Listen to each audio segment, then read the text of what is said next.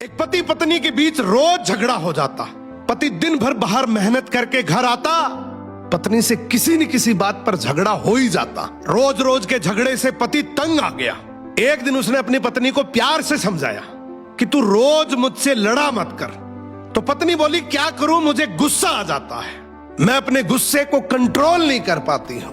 पति ने तरकीब लगाई, कुछ कीलें लाकर अपनी पत्नी को दी और बोला, तुझे जब जब गुस्सा आए इसमें से एक कील इस दीवार पे ठोक देना।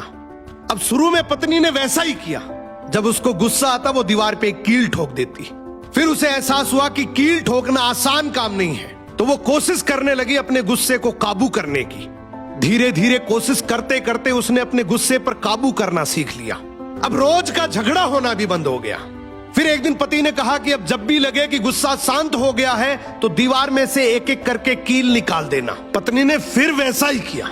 जब उसे लगता कि उसका गुस्सा शांत हो गया है, वो अपने गुस्से को कंट्रोल कर पा रही है, तो वो दीवार में से एक कील को हटा देती। अब समय के साथ दीवार से कीलें तो सारी हट गई, लेकिन उन कीलों से दीवार पर हमेशा के लिए बहुत गहरे निशान पड़ गए। अब उस पति ने अपनी पत्नी को जो समझाया वो हमारी जिंदगी में बहुत काम आएगा।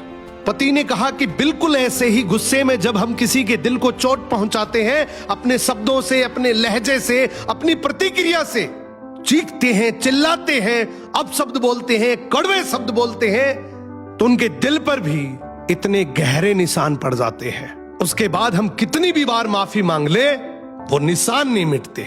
गुस्सा आना नैसर्गिक है, नेचुरल है, ये पार्ट ऑफ लाइफ है। लेकिन इस गुस्से को कंट्रोल करना, इसको काबू करना, ये एक आर्ट ऑफ लाइफ है। ये